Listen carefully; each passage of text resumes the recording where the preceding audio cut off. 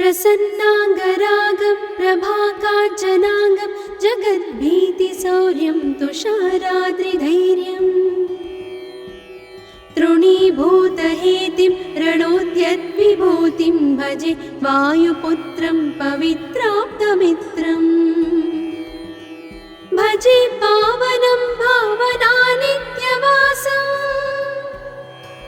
भजे बालभानुं प्रभाचारुभासम् भजे चन्द्रिकाकुन्दमन्दारहासम्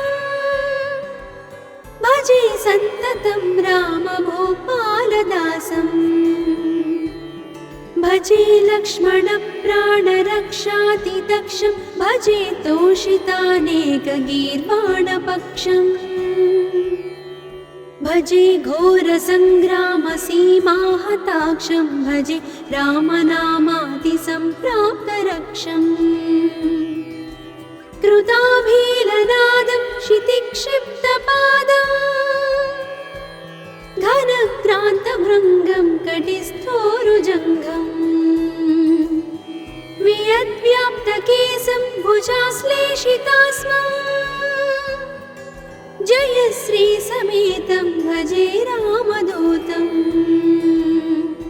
चलद्वालघातं भ्रमच्चक्रवालं कठोराट्टहासं प्रभिन्नाब्जजाण्डम्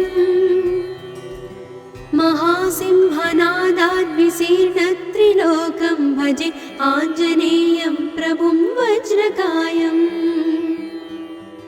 रणे भीषणे मेघनादे सनाधे सरोषे समारोपिते मित्रमुख्ये खगानां घनानां सुराणां च मार्गे नतं तं वहं तं हनुमन्तमीडे कनद्रत्नजम्भारिदम्भोळिधारं कनद्दन्तनिर्धूतकालोग्रदन्तम् पदाघातभीताब्धिभूताधिवासं रणक्षोणिदक्षं भजे पिङ्गळाक्षम् महाग्राहपीडा महोत्पातपीडा महारोगपीडा महातीव्रपीडा हरत्यासुते पादपद्मानुरक्तो नमस्ते कपिश्रेष्ठ रामप्रियो यः सुधासिन्धुमुल्लङ्घ्य नाथोग्रदीप्तः सुधा चौषधीस्ता प्रगुप्तप्रभावः षडद्रोणशैलस्य सारेण सेतुं विना भूस्वयं कः समर्थः कपीन्द्रः निरातङ्कमाविश्य लङ्कां विसङ्गो भवानेव सीतातिशोकापहारी समुद्रान्तरङ्गादिरौद्रं विनिद्रम् विलङ्घ्योरुजङ्घस्तुता मर्त्यसङ्घः रमानाथ रामः क्षमानाथ रामः अशोकेन शोकं विहाय प्रहर्षम् वनान्तर्घनं जीवनं दानवानं विपाट्य प्रहर्षात् हनूमान् त्वमेव जराभारतो भूरिपीडां शरीरे निराधारणारूढगाढप्रतापे भवत्पादभक्तिं भवद्भक्तिरक्तिं कुरु श्रीहनुमत्प्रभो मे दयाळो महायोगिनो ब्रह्मरुद्रादयो वा न जानन्ति तत्त्वं निजं राघवस्य कथं ज्ञायते मातृसे नित्यमेव प्रसीद प्रभो वानरेन्द्रो नमस्ते नमस्ते महासत्त्ववाहाय तुभ्यं नमस्ते महावज्रदेहाय तुभ्यं नमस्ते परिभूतसूर्याय तुभ्यम् नित्यकार्याय तुभ्यम् नमस्ते सदा ब्रह्मचर्याय तुभ्यं नमस्ते सदा वायुपुत्राय तुभ्यम् नमस्ते सदा पिङ्गळाक्षाय तुभ्यं नमस्ते सदा रामभक्ताय तुभ्यम् हनुमद्भुजङ्गप्रयातं प्रभाते प्रदोषेऽपि वाचार्थरात्रेऽपि मध्यः पठन्नस्नतोऽपि प्रमुक्ताघजालः सदा सर्वदा रामभक्तिं प्रयाति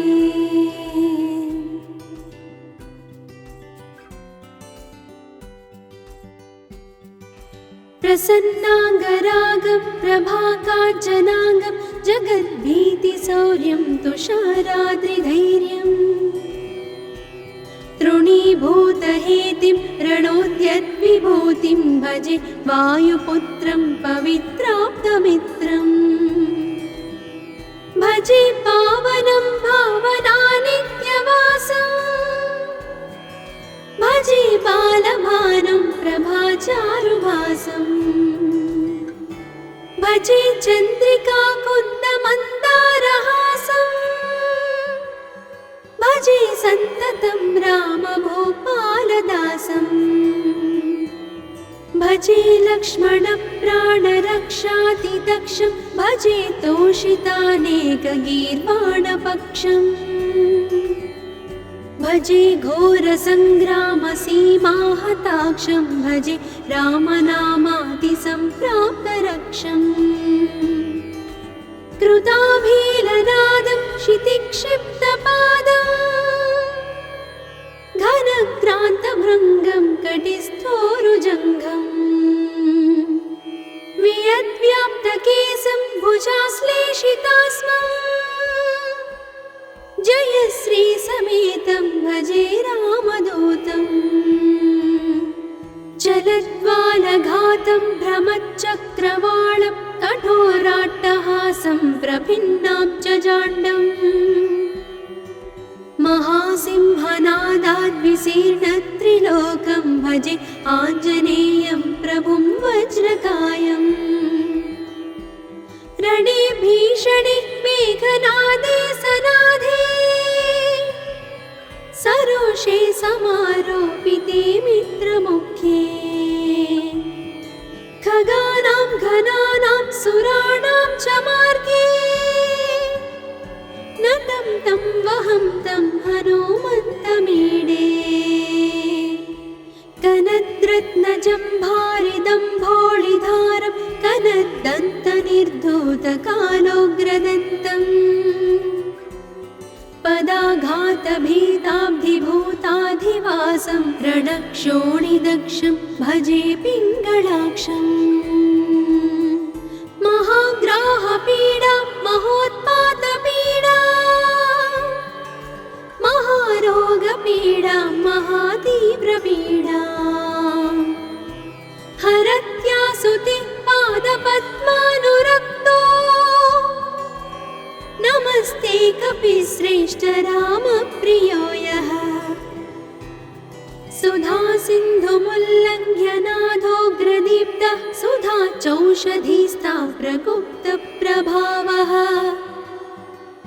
षडद्रोणशैलस्य सारेण सेतुं विना भूस्वयं कः समर्थः कपीन्द्रः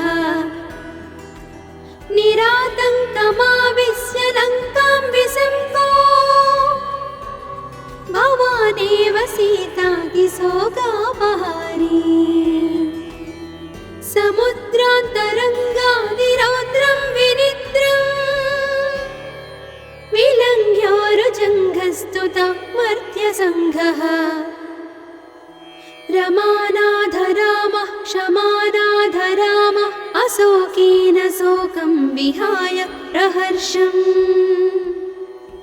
वनान्तर्घनं जीवनं दानवानं विपाट्य प्रहर्षात् हनुमान् त्वमेव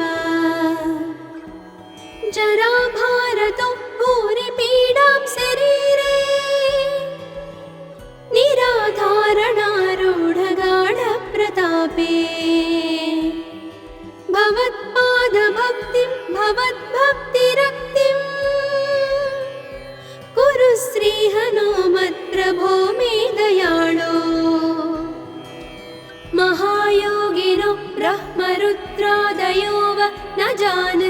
तत्त्वं निजं राघवस्य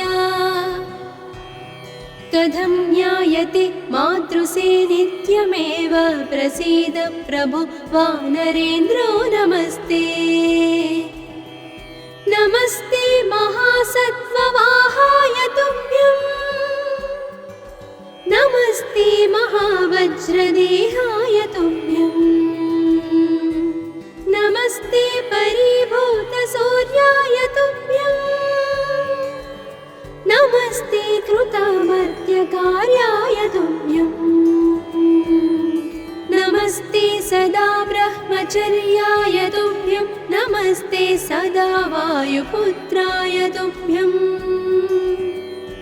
नमस्ते सदा पिङ्गळाक्षाय तुभ्यं नमस्ते सदा रामभक्ताय तुभ्यं हनुमद्भुजङ्गप्रयातं प्रभाते प्रदोषेऽपि वाचाथ रात्रेऽपि मध्यः पठन्नस्नतोऽपि प्रमुक्ताघजालः सदा सर्वदा रामभक्तिं प्रयाति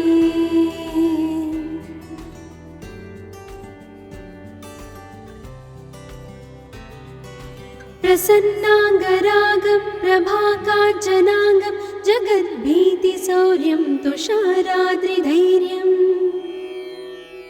तृणीभूतहेतिं रणोद्यद्विभूतिं भजे वायुपुत्रं पवित्राप्तमित्रम् भजे पावनं भावनानित्यवासं भजे बालभानुं प्रभाचारुवासं भजे चन्द्रिकाकुन्दमन्दारहासं भजे सन्ततं रामभूपालदासं भजे लक्ष्मणप्राणरक्षातिदक्षं भजे तोषितानेकगीर्वाणपक्षम् भजे घोरसङ्ग्रामसीमाहताक्षं भजे रामनामातिसम्प्राप्तरक्षम् कृताभीलनादं क्षितिक्षिप्तपादं घनक्रान्तभृङ्गं कटिस्थोरुजङ्घम् वियद्व्याप्तकेशं भुजाश्लेषितास्मं जयश्रीसमेतं भजे रामदूतं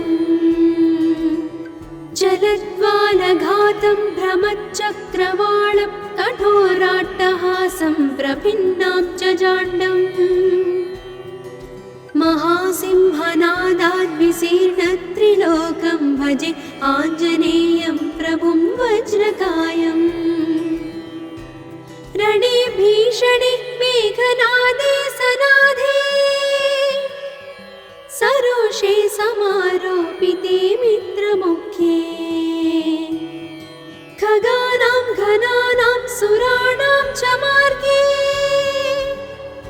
नतं तं वहं तं हनुमन्तमीडे कनद्रत्नजम्भारिदम्भोळिधारं कनद्दन्तनिर्धूतकालोग्रदन्तम् पदाघातभीताब्धिभूताधिवासं रणक्षोणिदक्षं भजे पिङ्गळाक्षम्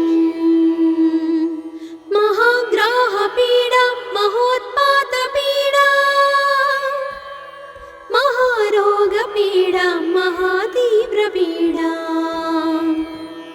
हरत्यासुते पादपद्मानुरक्तो नमस्ते कपिश्रेष्ठ रामप्रियो यः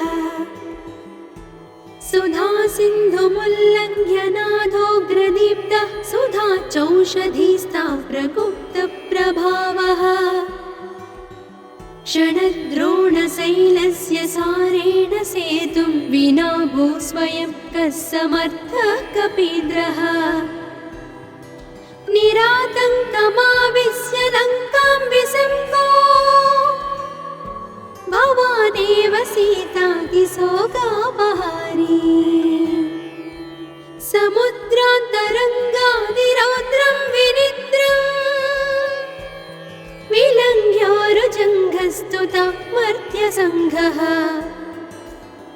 रमानाथ रामः क्षमानाथ रामः अशोकेन शोकं विहाय प्रहर्षम्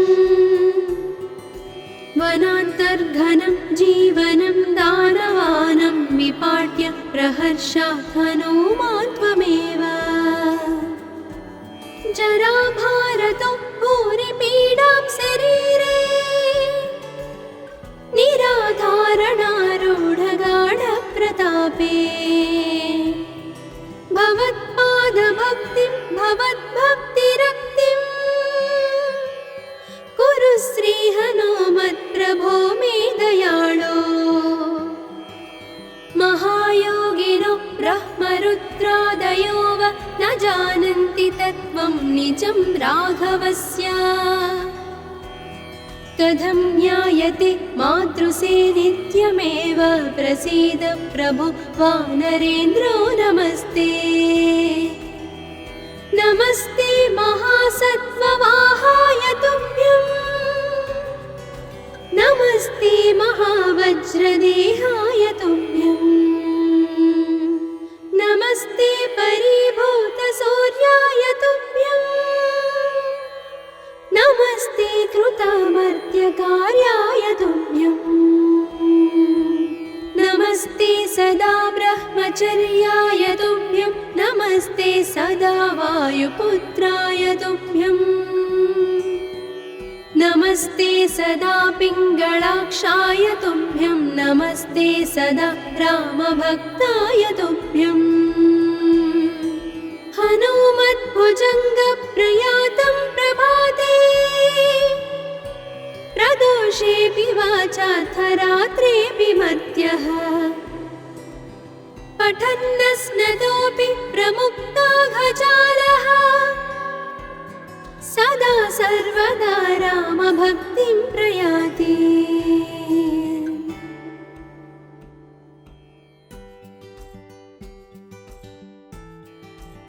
प्रसन्नाङ्गरागं प्रभाकाञ्चनाङ्गं जगद्भीतिशौर्यं तुषाराद्रिधैर्यम् तृणीभूतहेतिं रणोद्यद्विभूतिं भजे वायुपुत्रं पवित्राप्तमित्रम् भजे पावनं भावनानित्यवासम् भजे बालभानं प्रभाचारुभासम् भजे चन्द्रिकाकुन्दमन्दारहासम् भजे सन्ततं रामभूपालदासम् भजे लक्ष्मणप्राणरक्षातिदक्षं भजे तोषितानेकगीर्वाणपक्षम् भजे घोरसङ्ग्रामसीमाहताक्षं भजे रामनामातिसम्प्राप्तरक्षम् कृताभीलनादं क्षितिक्षिप्तपादं घनक्रान्तभृङ्गं कटिस्थोरुजङ्घम् वियद्व्याप्तकेशं भुजाश्लेषितास्मं जयश्रीसमेतं भजे रामदूतम् चलद्वालघातं भ्रमच्चक्रवालं कठोराट्टहासं प्रभिन्नाब्जजाण्डम् महासिंहनादाद्विशीर्णत्रिलोकं भजे आञ्जनेयं प्रभुं वज्रकायम् रणे भीषणे मेघनादे सनादे सरोषे समारोपिते मित्रमुख्ये खगानां घनानां सुराणां च मार्गे नतं तं वहं तं हनुमन्तमीडे कनद्रत्नजम्भारिदम्भोळिधारं कनद्दन्तनिर्धूतकालोग्रदन्तम् पदाघातभीताब्धिभूताधिवासं रणक्षोणिदक्षं भजे पिङ्गळाक्षम् महाग्राहपीडा महोत्पातपीडा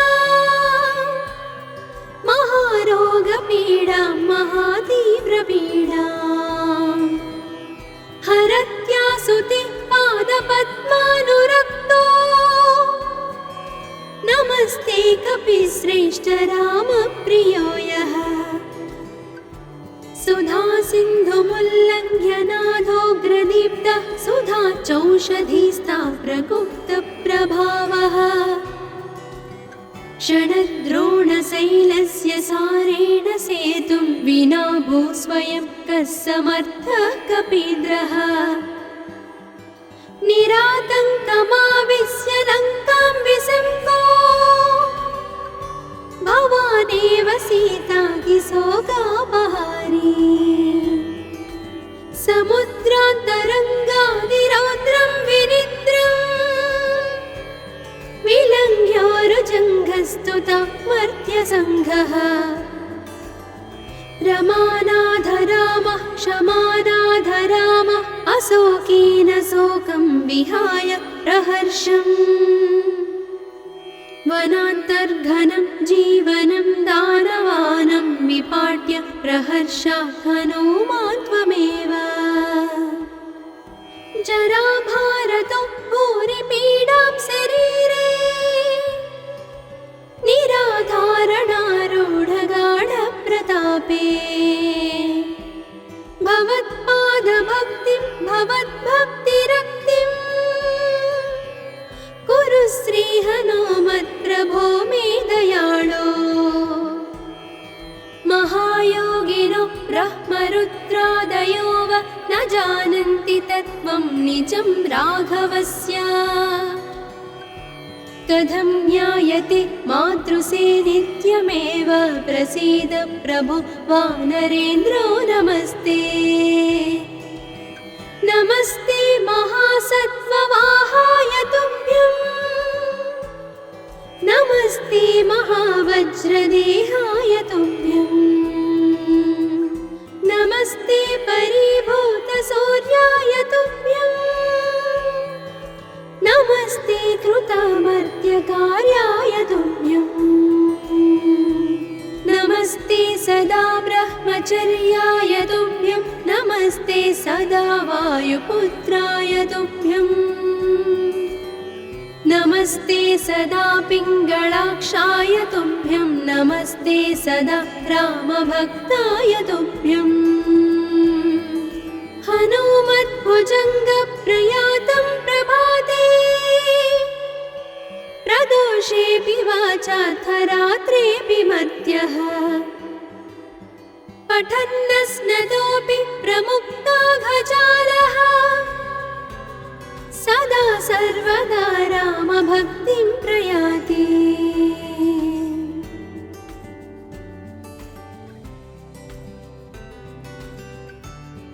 प्रसन्नाङ्गरागं प्रभाकाञ्चनाङ्गं जगद्भीतिशौर्यं तुषाराद्रिधैर्यम्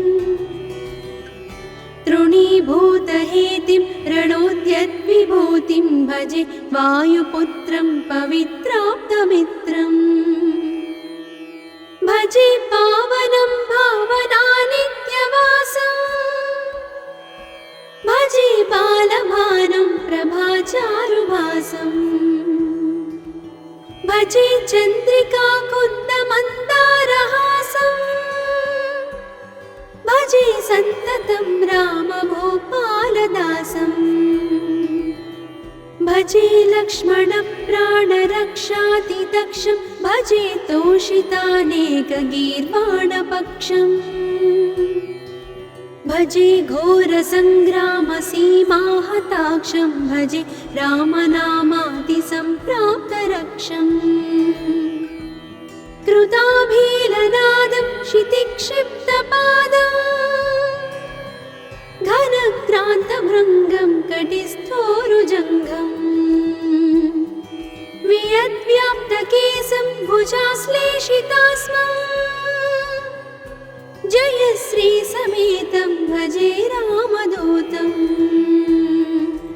चलद्वालघातं भ्रमच्चक्रवालं कठोराट्टहासं प्रभिन्नाब्जजाण्डम् महासिंहनादाद्विशीर्णत्रिलोकं भजे आञ्जनेयं प्रभुं वज्रकायम्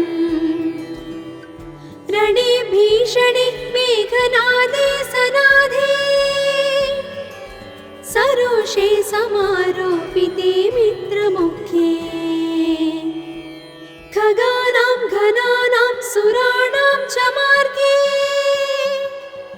नतं तं वहं तं हनुमन्तमीडे कनद्रत्नजम्भारिदम्भोळिधारं कनद्दन्तनिर्धूतकालोग्रदन्तम् पदाघातभीताब्धिभूताधिवासं रणक्षोणिदक्षं भजे पिङ्गळाक्षम् महाग्राहपीडा महोत्पातपीडा महारोगपीडा महातीव्रपीडा हरत्यासुते पादपद्मानुरक्तो नमस्ते कपिश्रेष्ठ रामप्रियो यः सुधा सिन्धुमुल्लङ्घ्य नाथोग्रदीप्तः सुधा चौषधीस्ता प्रगुप्तप्रभावः षडद्रोणशैलस्य सारेण सेतुं विना भूस्वयं कः समर्थः कपीन्द्रः निरातङ्कमाविश्य लङ्कां विसङ्गो भवानेव सीतातिशोकापहारी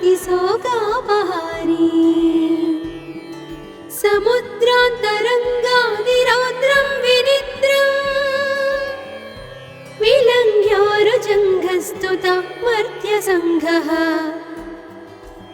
रमानाथ रामः क्षमानाथ रामः अशोकेन शोकं विहाय प्रहर्षम् वनान्तर्घनं जीवनं दानवानं विपाट्य प्रहर्षात् हनुमान् त्वमेव जराभारतो भूरिपीडां शरीरे निराधारणारूढगाढप्रतापे भवत्पादभक्तिं भवद्भक्तिरक्तिं कुरु श्रीहनुमत्प्रभो मे दयाळो महायोगिनो ब्रह्मरुद्रादयो वा न जानन्ति तत्त्वं निजं राघवस्य कथं ज्ञायते मातृसे नित्यमेव प्रसीद प्रभो वानरेन्द्रो नमस्ते नमस्ते महासत्त्ववाहाय तुभ्यं नमस्ते महावज्रदेहाय तुभ्यं नमस्ते परिभूतसूर्याय तुभ्यं नमस्ते कृतामर्त्यकार्याय तुभ्यं नमस्ते सदा ब्रह्मचर्याय तुभ्यं नमस्ते सदा वायुपुत्राय तुभ्यं नमस्ते सदा पिङ्गळाक्षाय तुभ्यं नमस्ते सदा रामभक्ताय तुभ्यं हनुमद्भुजङ्गप्रयातं प्रभाते प्रदोषेऽपि वाचार्थरात्रेऽपि मध्यः पठन्नस्नतोऽपि प्रमुक्ताघजालः सदा सर्वदा रामभक्तिं प्रयाति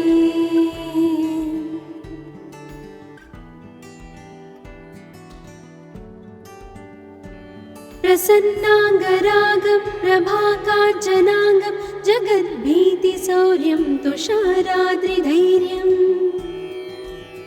तृणीभूतहेतिं रणोद्यद्विभूतिं भजे वायुपुत्रं पवित्राप्तमित्रम् भजे पावनं भावनानित्यवासं भजे बालभानुं प्रभाचारुभासं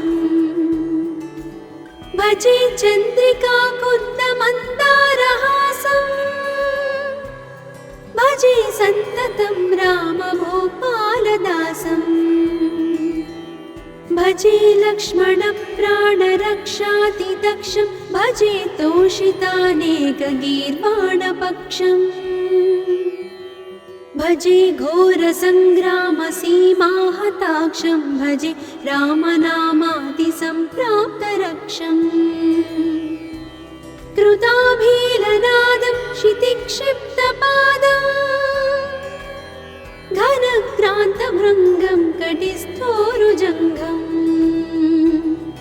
वियद्व्याप्तकेशं भुजाश्लेषितास्मम् जयश्रीसमेतं भजे रामदूतम् चलद्वालघातं भ्रमच्चक्रवालं कठोराट्टहासं प्रभिन्नाब्जजाण्डम्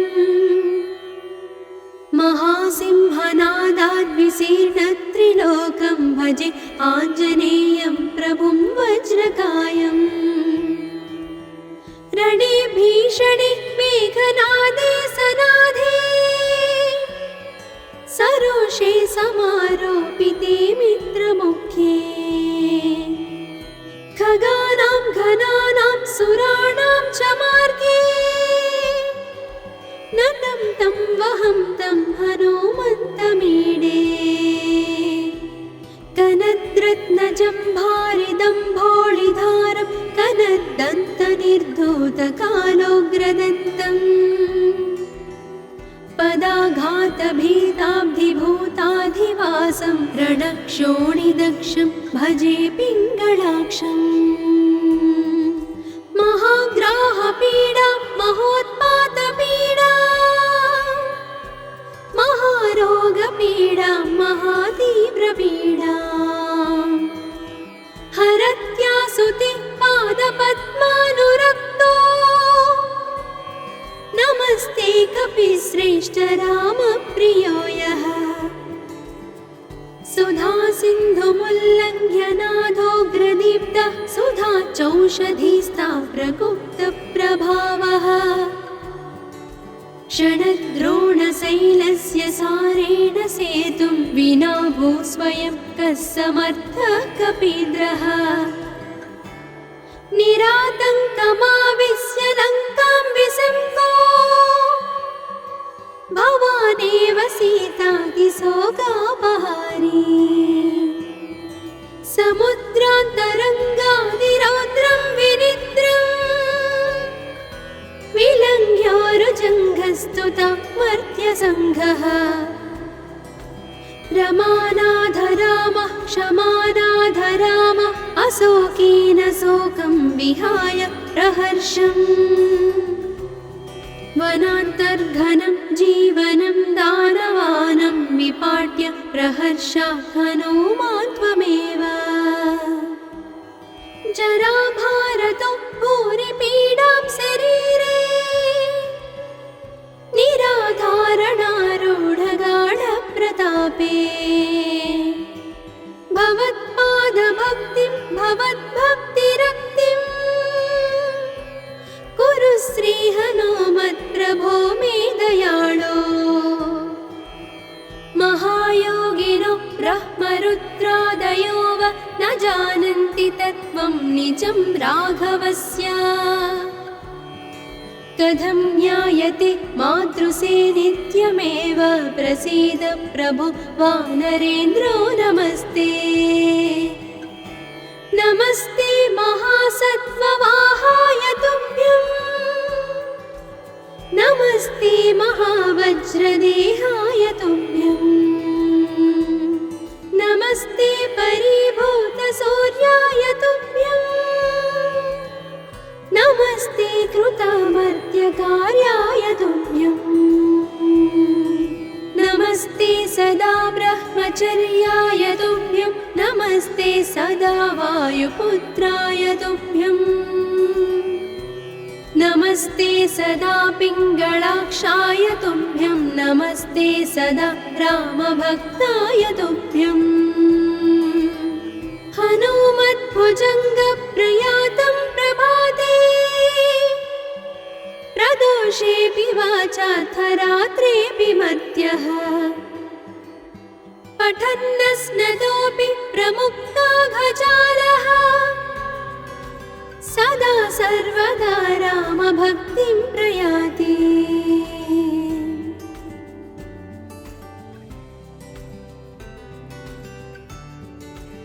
प्रसन्नाङ्गरागं प्रभाकाञ्चनाङ्गं जगद्भीतिशौर्यं तुषाराद्रिधैर्यम् तृणीभूतहेतिं रणोद्यद्विभूतिं भजे वायुपुत्रं पवित्राप्तमित्रम् भजे पावनं भावनानित्यवासम् भजे बालभानुं प्रभाचारुभासम् भजे चन्द्रिकाकुन्दमन्दारहासम् भजे सन्ततं रामभूपालदासम् भजे लक्ष्मणप्राणरक्षातिदक्षं भजे तोषितानेकगीर्वाणपक्षम् भजे घोरसङ्ग्रामसीमाहताक्षं भजे रामनामातिसम्प्राप्तरक्षम्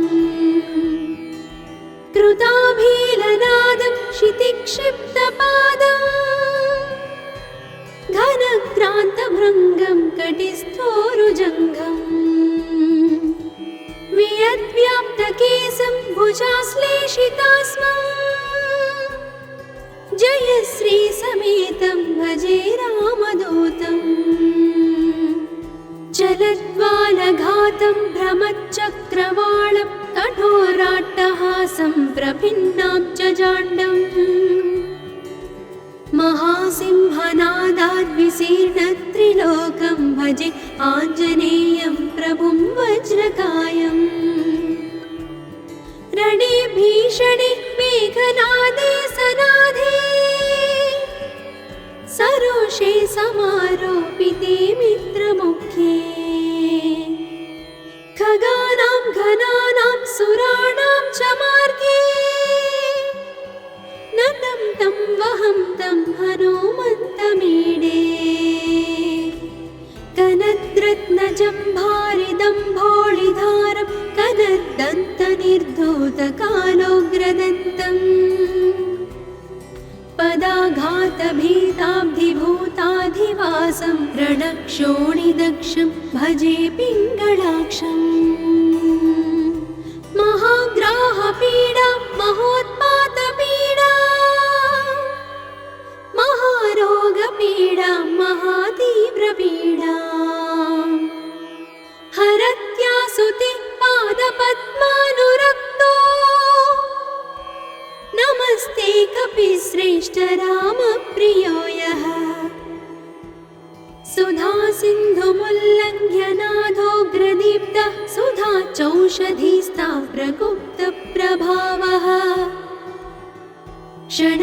षडद्रोणशैलस्य सारेण सेतुं विना भूस्वयं कः समर्थः कपीन्द्रः निरातङ्कमाविश्य लङ्कां विसङ्को भवानेव सीतातिशोकापहारी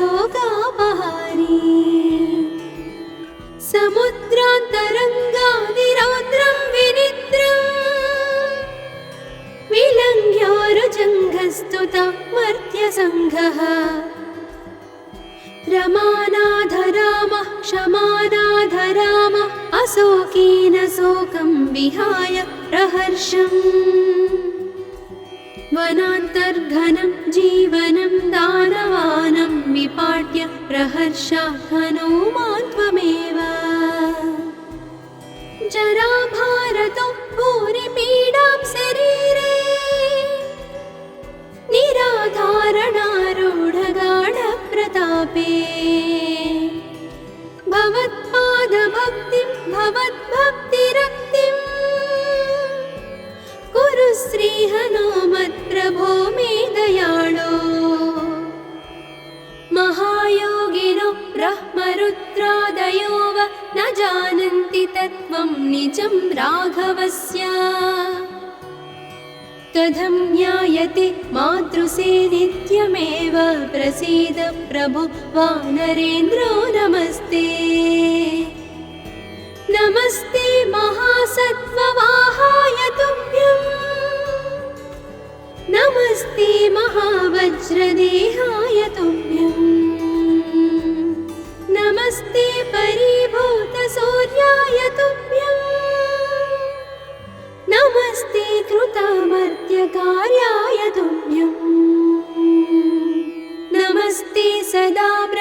परिचर्याय तुभ्यं नमस्ते सदा वायुपुत्राय तुभ्यं नमस्ते सदा पिङ्गलाक्षाय तुभ्यं नमस्ते सदा रामभक्ताय तुभ्यं हनुमद्भुजङ्गप्रयातं प्रभाते प्रदोषेऽपि वाचार्थरात्रेऽपि मर्त्यः पठन्नस्नतोऽपि प्रमुक्तो